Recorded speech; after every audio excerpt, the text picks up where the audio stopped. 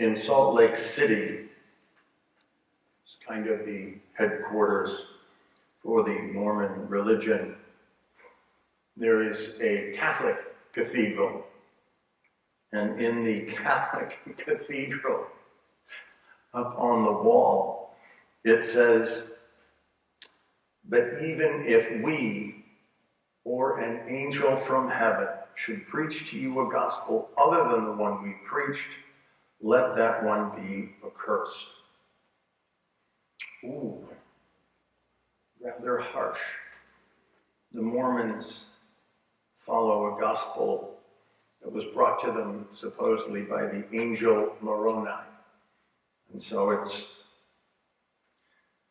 appropriate that the church in Salt Lake City should have that. But I'm not going to speak about that today. I'm going to talk about a marathon that I ran, about 7 years ago.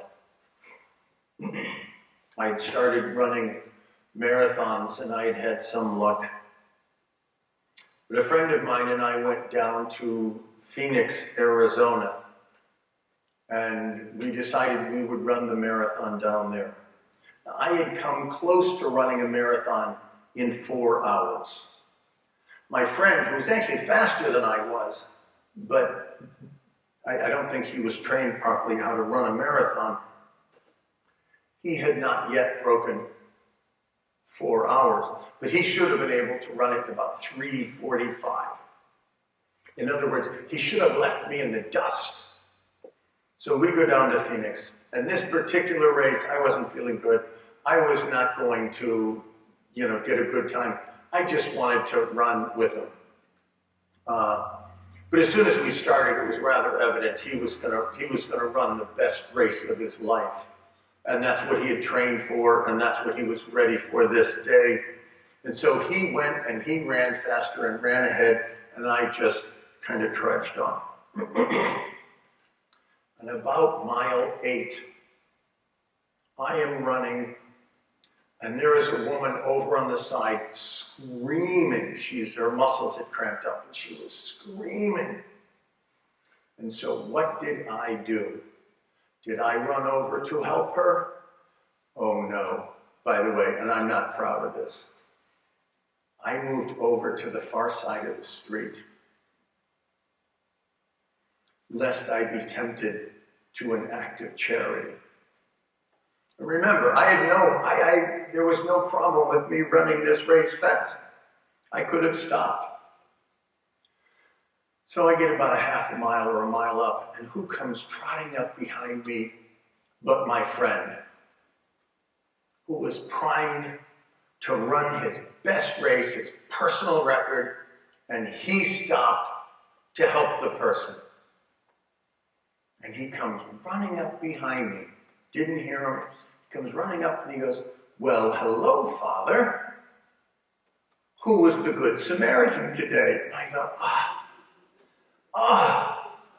man.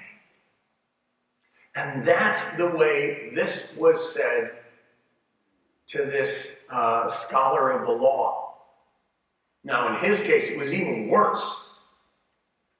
Because who were the people who went by? A priest and a Levite, again, someone of the priestly class. These are the highest levels. A Samaritan was the sworn enemy of the Jews. These were people who were not even allowed into the temple. You would never use the Samaritan as an example of what is good. You would always use the Samaritan as an example of your enemy or what to do wrong. They were dogs. And so Jesus tells the story in such a way that the scholar of the law has to admit that someone is your neighbor if you are charitable to them. It's not that you're related by blood. It's not that you live in the same town. What makes a person your neighbor is your charity. That woman was not my neighbor because I didn't choose to make her my neighbor. My friend, who had a lot to lose, he chose to make her his neighbor. I got to tell you, God does not do these things for no reason at all.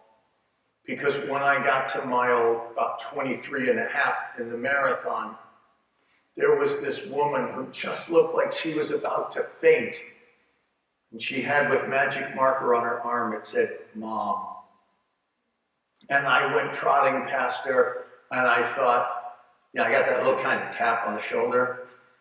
God said, "This is your second strike."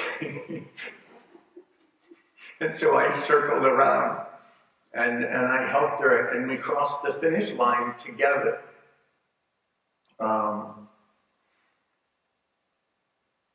God wants us to enlarge our circle of neighbors and friends. Our church is called Catholic because it is universal, international, all-inclusive. And so I am called to love God with my heart and my being and my strength and my mind, and my neighbor as myself. In other words, I'm called to love everybody and to treat them with dignity and respect and compassion. And the other thing that the Good Samaritan did is he not only helped him, he gave money to take care of him.